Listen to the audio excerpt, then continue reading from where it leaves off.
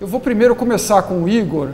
Igor, a gente está aqui numa expectativa de que a votação aí entre pela madrugada, né, que seja resolvido aí nas primeiras horas do dia da quinta-feira. O que você tem de novidades aí para a gente? Fernando, como você colocou, a coisa está um pouco enrolada lá, porque todos os senadores estão querendo usar os seus 15 minutos de fama para aproveitar e ter gravado para si e para a sua base eleitoral o voto que foi consignado. Então é um processo lento. A última conta que eu vi aqui, estávamos em 28 senadores que tinham anunciado sua posição contrária à presidente Dilma e 7 ou 8 que estavam a favor, ou seja, não chegamos nem na metade ainda do quórum. Então vai ser um processo que vai se arrastar bastante ainda. Houve uma ou outra tentativa para acelerar um pouco o rito, mas o fato é que os senadores não estão abrindo mão de dizer o que pensam nessa hora. Tem uma questão aí colocada, né? Isso não muda em nada o resultado previsto. A presidente já está de mudança, a gente já tem fotos uma foto da mudança sendo feita do Palácio do Planalto, as últimas caixas sendo levadas. Ela vai se retirar para o Palácio da Alvorada, onde ela pode ficar por até 180 dias, que é o período em que vai ser processado o julgamento do período máximo de processamento do impeachment no Senado. Mas assim, não existe uma grande expectativa, diferente daquela que já é conhecida, de que se não houver uma grande tragédia, uma grande hecatombe de saída para o governo do Michel Temer, que começa amanhã, assim que ele for notificado da decisão oficial do Senado, a chance da Dilma voltar é de 0 para baixo, cargo sobre o seu julgamento no Senado. Tá certo.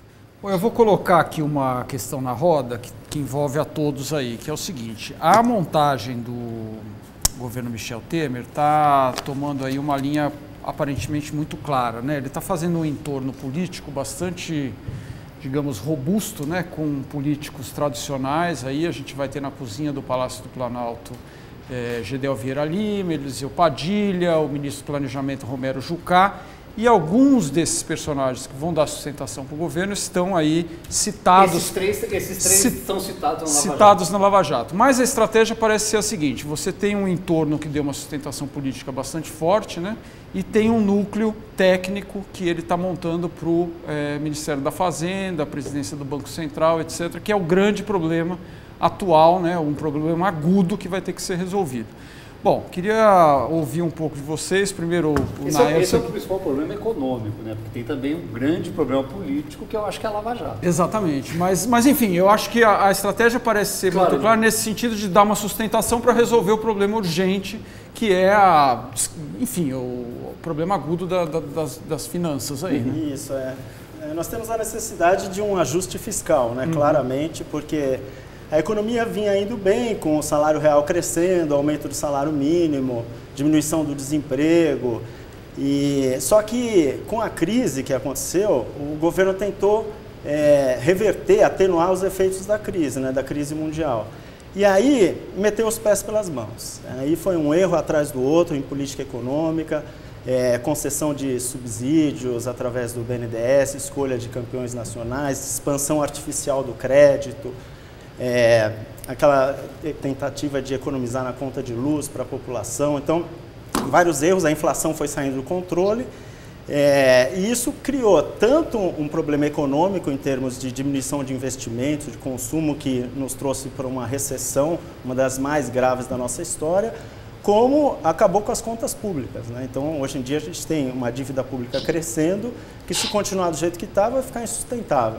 Então, eu acho que, do ponto de vista econômico, a escolha foi correta. São Meirelles de muita respeitabilidade, muita experiência, e parece que em torno do Meirelles vai se formar um grupo de economistas com grande reputação, grande conhecimento, que não se sabe ainda se vão conseguir tirar o Brasil dessa situação, porque envolve muitos componentes políticos e a crise é muito, muito grande. Mas com certeza são alguns dos melhores nomes que a gente tem na área econômica. E eu acho que estamos na direção correta, pelo menos em termos de nomes para a equipe econômica. Pois é, e aí vem a sustentação política. Né? Essa boa notícia que você avalia como uma boa notícia, os nomes que vão para a área econômica, ela, na minha avaliação, tende a não ocorrer na área política, especificamente na relação do governo Temer com a Lava Jato. Por que não deve ocorrer? O provável ministro da Justiça voou para Brasília há pouco, no final da tarde, começo da noite, deve ser o Alexandre de Moraes, que é secretário de Segurança de São Paulo, só que foi também advogado do Eduardo Cunha. Ou seja, é uma pessoa que tem um certo viés no entendimento da Lava Jato, participou da defesa do Cunha antes de assumir a secretaria aqui em São Paulo. Então, eu acho muito difícil que uma pessoa que tem esse passado consiga estabelecer algum tipo de relação de atrito com os investigadores, com procuradores, com a Polícia Federal. Eu não tenho a menor dúvida de que o PMDB vai tentar fazer de alguma forma algum tipo de intervenção na Lava Jato, que eu acho impossível, mas acho que eles vão tentar, porque acho que esse é o DNA dos políticos, tentar controlar aquilo que vai atingir o governo Temer, eu avalio isso, de forma devastadora. Quer dizer, aí pode até ter um efeito rebote dos procuradores e dos policiais federais terem ali aumentado a pressão sobre eu acho que a minha avaliação é que isso já está acontecendo. Eu acho que, por exemplo, não é exatamente um acaso histórico que a cúpula do PMDB tenha aparecido na Lava Jato com a força que apareceu nesse momento. Eu acho que tem vamos dizer assim, uma estratégia da parte deles de vamos nos concentrar em quem está no poder. Olha, eu acho que tem 3 dificuldades grandes do ponto de vista de uma certa economia política do governo Temer. Primeiro, o Mário Sérgio já falou um pouco que eu acho que a questão da Lava Jato é um fantasma sobre o governo. A gente não sabe exatamente o que vai acontecer. Pode ser que não aconteça nem muita coisa, a gente não sabe exatamente como que vai acontecer. Vai acontecer muita coisa. Assim, no sentido assim de... Vai acontecer, Fernando, desculpa. Não, no sentido de como que isso vai tirar ou não, ou de outra maneira, como é que isso vai tirar, por exemplo, um ministro. Claro. Esse que é o ponto. Acontecer que vai aparecer as coisas, todos sabem. A questão é se vai tirar ou não o ministro. Como é que vai ser a reação do Supremo Tribunal Federal em relação a isso? Como é que vai ser a relação do sistema político, da própria mídia, das manifestações? Ninguém sabe muito bem isso, mas é um fantasma que está aí e que não é controlável, que esse que é o ponto importante. Claro. Por isso que é um dos 3 problemas de economia política. Não é controlável. Não é assim, eu vou chegar lá e vou ligar para o Teori, que não existe isso. Mas a gente não sabe o que vai acontecer, nesse sentido político. Segundo grande problema de economia política é que o governo estava sendo criticado ao final de semana porque tinha prometido um governo de notáveis. E agora está defendendo que nós vamos fazer um corte para 22, 23 ministérios, já é importante. Na verdade, governo de notáveis não é possível nesse governo. Por quê? Porque ele tem que instalar dentro de si as forças políticas do PMDB, das principais lideranças do PMDB, tem que instalar o Centrão, porque o Centrão foi um grupo fundamental para a vitória do impeachment na Câmara. O Senado, a votação no Senado, é só consequência da votação da Câmara. O Renan, ele próprio disse isso. Então, tem uma economia política ali que torna muito difícil ter um governo de notáveis. E mais, no fundo, o que me parece é que eles estão montando um governo para ter maioria no Congresso para fazer as reformas econômicas. É esse o objetivo. E faz um certo sentido estratégico, porque é da onde a gente tem que sair, digamos. Se nós tivermos que puxar nosso cabelo para sair de algum lugar, é dali, na verdade. Só que aí o terceiro problema de economia política, não podemos esquecer que os parlamentares vão ter alguma boa vontade, mas uma agenda muito grande, não haverá nem tempo para aprovar. Em junho os parlamentares já vão embora do Congresso. Esse ano vai ter eleição municipal, é provável que haja um número recorde de deputados concorrendo à eleição municipal. Sem financiamento privado de campanha, os parlamentares estão desesperados, não sabem o que vão fazer, não sabem o que fazer, porque mudou completamente a lógica. E mais, eles querem chegar para a eleição municipal, eu estou falando basicamente dos deputados, com a última imagem, a votação do dia 17 de abril. Eles não querem chegar lá e falar assim, o senhor vai votar os fins dos direitos adquiridos na Previdência Social? Não querem isso. Então, esses 3 problemas de economia política, digamos, o lado incontrolável da Lava Jato, essa montagem de um governo que tem forças muito contraditórias entre si e a dificuldade de fazer reformas muito amplas neste timing político, acho que algumas delas serão mais fáceis depois de outubro, se o governo Temer segurar. Mostram que não será fácil o início do governo Temer. Mas é complicado porque em termos econômicos, se você não fizer algo rápido para sinalizar para os mercados, a situação vai se deteriorar rapidamente.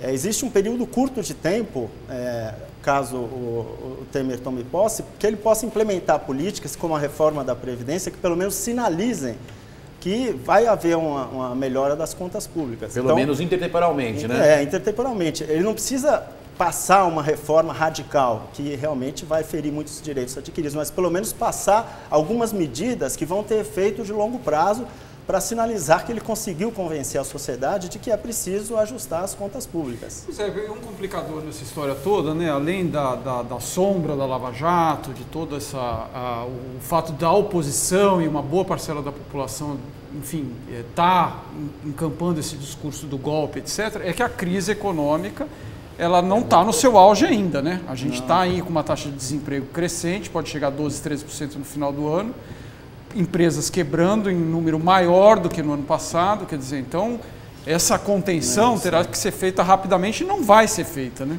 Não, o desemprego certamente vai aumentar, porque o desemprego reage com uma defasagem. Exato. Então, primeiro a economia desacelera e depois o desemprego vai atingindo o seu auge, né? Então, pelo menos o ano que vem, nós vamos continuar com o aumento de desemprego.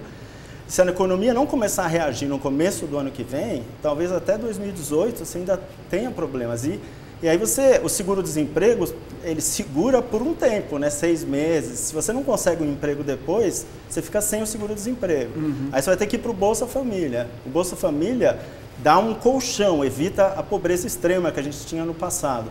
Mas não é suficiente para dar uma renda reais mínima, é a média, quer dizer, comparado nem está longe do salário mínimo. Então a situação social vai se agravando se você não tiver uma reversão rápida.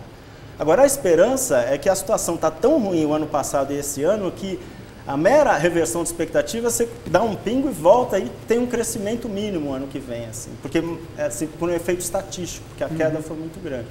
Mas o que eu acho que eles vão fazer, Naércio, no fim, algumas coisas vão tentar aprovar agora, até por reversão de expectativa, tipo DRU, acelerar privatizações e concessões, que são agendas mais fáceis do ponto de vista daquela economia política que eu falei.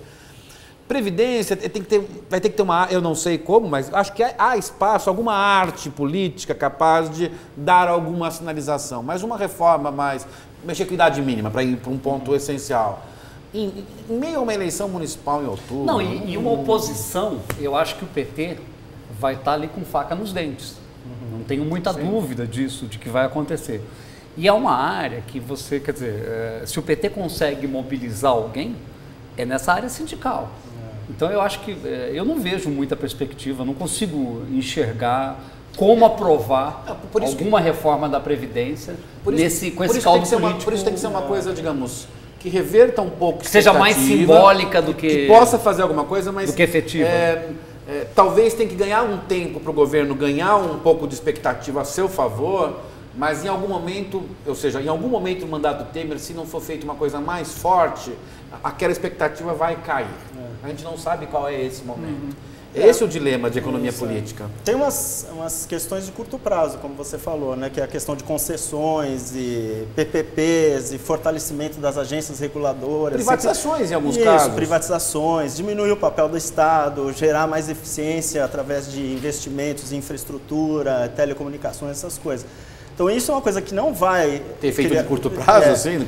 Mas também não vai criar um problema político muito grande, não vai ter uma reação muito grande da sociedade, porque as pessoas nem sabem direito o que é. Mas você não tem a impressão de que esse cenário, essa imagem internacional de caos político que o Brasil está passando, e eu acho que não estou exagerando, não estou sendo meramente retórico aqui, acho que tem essa impressão internacional, que isso vai dificultar a entrada de capitais internacional, principalmente depende de quem vender isso, né? Você tem que fazer uma boa venda disso.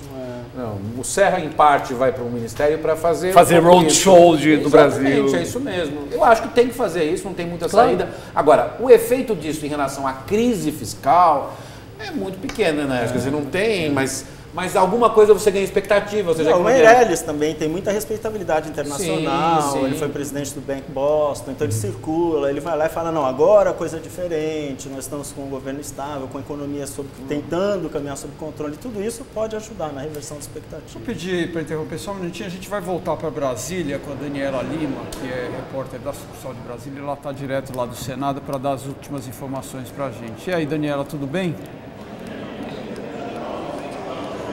Tudo jóia, Canzian. Eu estou aqui com vocês num espaço do Senado que é conhecido como Túnel do Tempo. E de dentro do plenário, o repórter especial da Folha, Leandro Colom, acaba de informar aí no nosso live que o ex-presidente, senador Fernando Collor de Mello, chegou agora para fazer a leitura, enfim, a leitura do seu discurso nessa série de discussões que estão se desenrolando agora no plenário do Senado. É o único, digamos, que conhece de perto exatamente o que a presidente Dilma Rousseff está passando nesse momento, porque sofreu o impeachment em 92 e, segundo os assessores dele disseram para o Leandro Colom, eu estou aqui repassando a informação dele, ele vai falar exatamente sobre essa experiência, como foi que ele viu 92, o que foi que ele aprendeu, enfim. É esse discurso que ele está se preparando para fazer agora no Senado. Ainda sobre isso, cresce muito o cansaço dos senadores, mas as pessoas, a assessoria do Renan, dizem que se não houver um requerimento de todo mundo abrindo mão dos discursos, ele vai levar de fato a sessão numa toada só até alta madrugada, para que se esgote isso ainda hoje. Ele não tem disposição de encurtar a sessão ele próprio ou de suspender e retomar amanhã. A única saída seria esse requerimento com os senadores abrindo mão de seus discursos. Legal, Dani, obrigado pelas informações e direto lá do Túnel do Tempo, então, né? A gente estava até comentando aqui um pouco antes do início que a democracia brasileira tem aí a redemocratização, né? Um período de 3 décadas, em 24 anos, 2 impeachments, né? Quer dizer, estamos voltando aí para uma situação... assim, eu acho que é uma coisa importante dizer o seguinte, a fragmentação partidária aumentou muito no Congresso. Será muito difícil governar o Brasil daqui para diante. Os dados, a gente vê, a partir de 2006, ela cresce, mas tem uma certa estabilidade. De 2010, 2014, o crescimento é muito grande. É muito difícil governar o país hoje sem algum tipo de reforma que reduza a fragmentação partidária. Você vê alguma perspectiva disso? Não está nem na agenda do presidente Temer, é isso que me assusta. Eu sei que a agenda econômica é extremamente fundamental, mas olhar só para isso pode ser um problema, porque também todo mundo vai achar que aquilo vai dar tudo certo. E não é que vai dar tudo, a gente torce para que dê certo alguma coisa, mas tudo certo realmente é difícil. E tem uma segunda coisa, eu estava comentando com o Nelson, é difícil de falar nessas horas. Além do impeachment, num contexto como esse, agora eu sei que é muito complicado, a lei foi feita pelo deputado Raul Pila, no 1950, um deputado parlamentarista, anti-varguista, que tentou, inclusive, implementar a contra Vargas. O Vargas fez negociações com a própria UDN e evitou aquilo. E a gente nunca muito levou a sério a lei do impeachment, porque depois houve golpes militares, o poder moderador era nos militares. O primeiro impeachment que houve com o Collor era muito consensual no Brasil. O Fernando Henrique Lula eram líderes muito hábeis, muito acima da média da habilidade, da mediana da classe política brasileira. O que vai ser mais próximo, eu torço que não seja exatamente a Dilma, mas vai ser mais próximo da habilidade política da Dilma. Com esta lei e com essa fragmentação partidária, vai ser muito difícil não ter impeachment antes dos 24 anos. Eu estou falando sério, isso é uma coisa preocupante. A gente vai ter que pensar... O Raul Pila era parlamentarista, ele fez uma lei que é um voto de desconfiança. Se você olhar, por exemplo, a questão do crime fiscal, você pode dizer que não houve e que houve ao mesmo tempo, e ambos não estão mentindo, na verdade. Porque a abertura, meu amigo Oscar Vilhena disse, a abertura da lei é de tal maneira que cabe tudo, né? Isso é preocupante. Não estou discutindo o impeachment de agora, que eu acho que tem muito mais a ver com o desgoverno, com a incapacidade, não vou entrar nem nisso, mas olhando para o futuro, se a gente não repensar a fragmentação e a combinação dessas duas coisas, olha, descobrir de novo alguém com a mesma capacidade do Fernando Henrique, Lula. Essas coisas as eleições não resolvem tão rapidamente. Mas você não acha que é um estímulo para a criação de partido? Porque, quer dizer, fundo partidário... Não, há vários. Eu teria que reformar essas coisas. Quer dizer, a gente viu o que aconteceu no partido que o Kassab criou, né? O PSD. Quer dizer, o cara criou um partido que já... Como é que era a frase? Nem de esquerda, nem de direita, nem de centro. Nem de centro. Aí ele estava com a Dilma, agora pulou para o Michel Temer. É isso, né? Ele é o ministro retrato, sempre, né? É o ministro sempre. Olha, a gente tem coisas como coligação, eleição proporcional, ausência de algum tipo de cláusula de barreira. Na verdade, mais o tempo de rádio e TV do que o fundo partidário. Se a gente não mudar isso, a fragmentação vai continuar alta. A gente vai voltar com o Igor lá em Brasília, Igor. E aí, a gente está aqui discutindo essa questão partidária, né? Mais de 20 partidos, 2 impeachments em 24 anos. Você vê alguma chance de prosperar uma reforma disso, não? Não. Eu acho que, sendo sincero, a questão é o seguinte: o político brasileiro, o político em qualquer lugar do mundo, na verdade, ele trabalha de uma forma que não venha a legislar contra a causa própria. A causa própria hoje é muito cômoda para todo mundo que está lá. Eu concordo com o Fernando que falou, né, que é inviável, e é inviável não só no longo prazo, é inviável no médio, talvez no curto prazo. A gente não tem alternativas hoje que possam criar uma concertação, para usar a palavra bonitinha, que junte forças, aglutine forças políticas, sejam à direita, sejam à esquerda, seja no centro, entre aspas, que não seja o nosso centrão, o centrinho, que é o centrinho atual, o centrão atual. Não vejo muito como isso vai acontecer. Acho que a questão que está colocada agora, voltando um pouco ao começo da discussão de vocês, é o que o Temer precisa fazer. Ele tinha 2 problemas muito grandes para resolver no Congresso, que era, número 1, Renan Calheiros. Renan Calheiros era o último aliado que mantinha o pé parte na canoa dele e parte na canoa da Dilma. O Renan desembarcou a partir desse desastre que foi essa articulação do Planalto com o Valdir Maranhão para tentar, né, o presidente interino da Câmara, para tentar anular a sessão que levou ao impeachment. Fazer isso daí foi um tiro no pé final dos milhares de tiros no pé da gestão da Dilma e da gestão do PT de forma geral, que levaram a um desembarque do Renan e ao acerto, à composição, que por enquanto está custando o Ministério da Integração Nacional, mas pode custar mais coisa.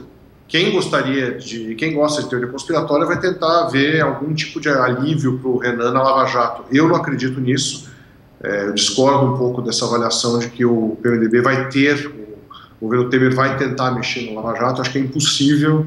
Eles não têm autonomia. A Lava Jato criou muita perna sozinha. Eu acho que está dado frente à opinião pública que qualquer tentativa de fazer isso seria um desastre, uma batida de carro na parede.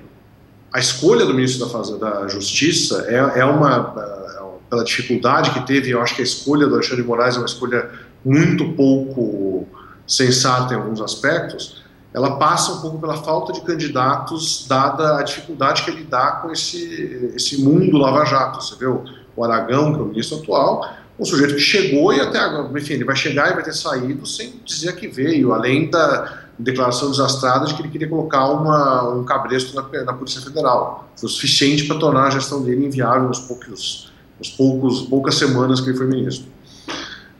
Mas voltando a essa questão do Temer, ele resolveu mais ou menos a questão a questão congressual do Temer, ele resolveu as dificuldades, as arestas dele momentaneamente com o Renan, e teve a mãozinha do Teori Zavascki ao apresentar aquele afastamento tumultuado que foi referendado por 11 votos a 0 do Eduardo Cunha da presidência da Câmara. Isso é uma bênção misturada com uma maldição. Uma bênção porque é muito complicado você ter um aliado do calibre, digamos, de ficha corrida do Eduardo Cunha, mas é muito complicado porque gerou essa confusão toda de você perder uma mão forte que encaminharia qualquer tipo de agenda que fosse consensualmente discutida. Por outro lado, o Valdir Maranhão, que sentou na cadeira do Eduardo Cunha, já está inviabilizado politicamente. Então está aberto um caminho para algum tipo de composição que pode ser com a presença do Valdir Maranhão como rainha da Inglaterra, ou rainha do Maranhão, como queiram,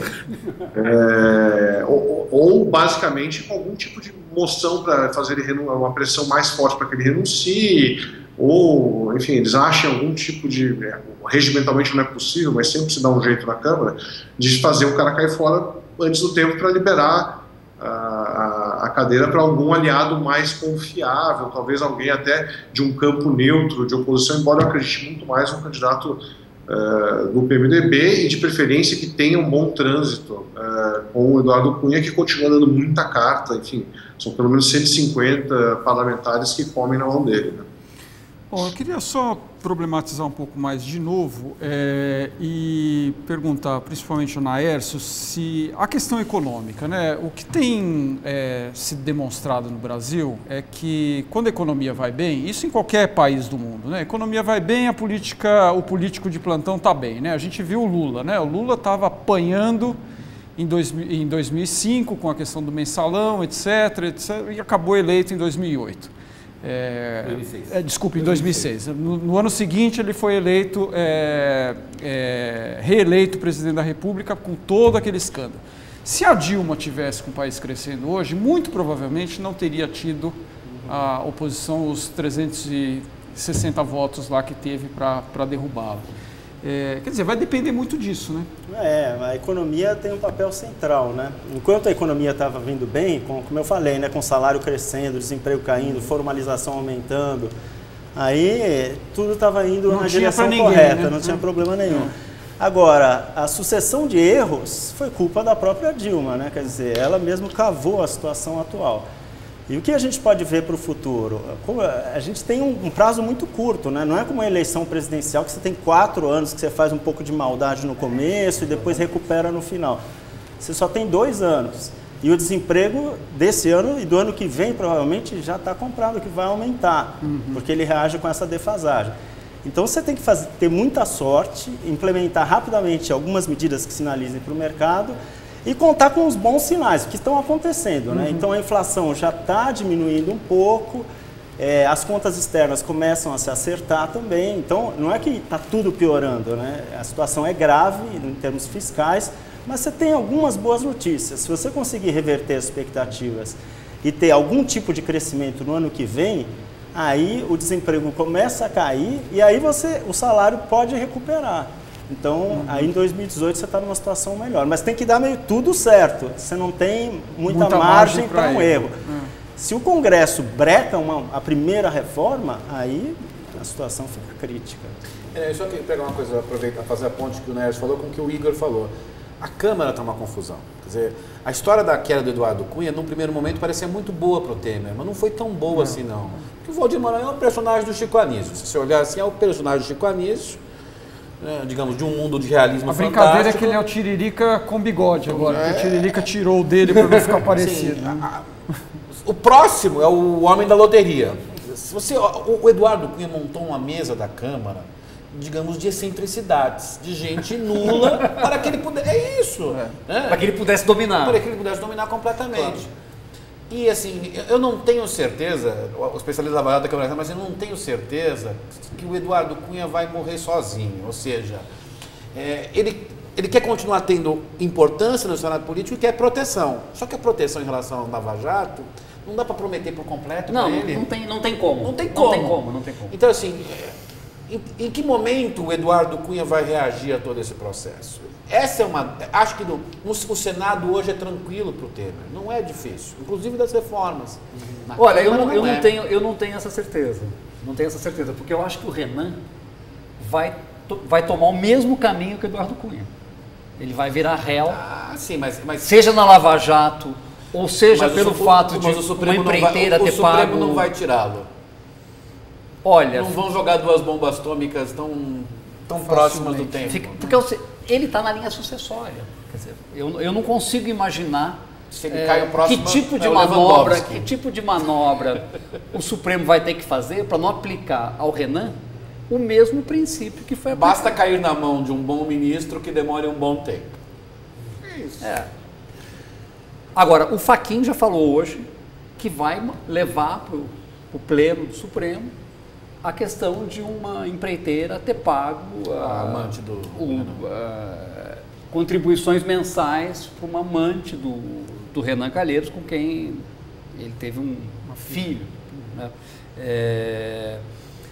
Eu não sei, eu não acho que eu não consigo imaginar uma vida tão tranquila. Bom, mas aí se o Renan caiu aí no Senado, se o Mário Zé tiver razão, aí o Temer está perdido, porque a Câmara vai bagunçar e o Senado também. eu imagino, não sei, quer dizer, não consigo imaginar um prazo que seria quiromancia, eu acho.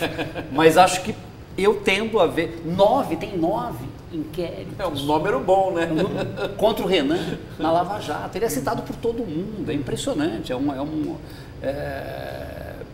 Acho que entre os senadores é recorde, sem dúvida. Eu não imagino uma vida longa para ele no Senado, no governo Temer. Eu tendo a imaginar que ele vai sofrer algum tipo.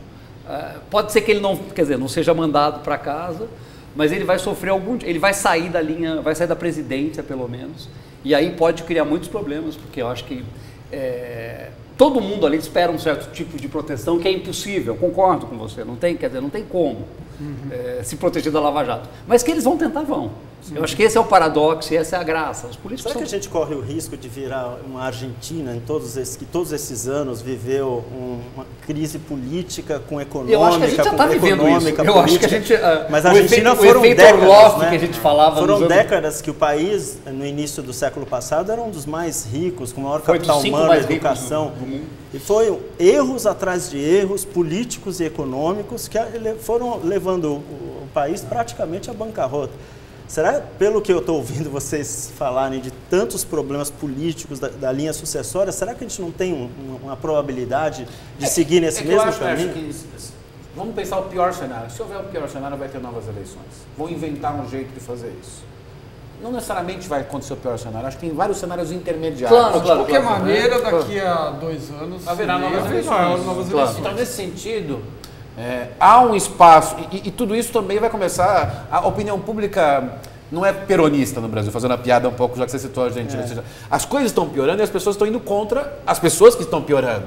Portanto, tem uma reação. Se houvesse eleições hoje, essa cúpula do PMDB estava muito mal. Acho que a oposição só quis concentrar nas pedaladas e não entrou na Lava Jato ou em financiamento de campanha, porque sabia que caiu o PMDB junto. Justamente e se cai o PMDB junto... Não, e cai o PP. Aí todo mundo não saberia o que fazer. Agora, com eleições, cai todo mundo mesmo. Cai nesse sentido de você perder o poder. Então, assim, a esperança, para você não ficar tão desesperançado, afinal, nosso time já caiu da Libertadores,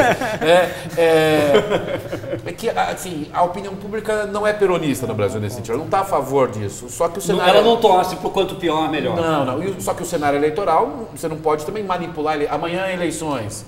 Só se a crise degringolar por completo, aí você tem que adiantar. Vamos ver se vai degringolar ou não. Vamos esperar um pouco.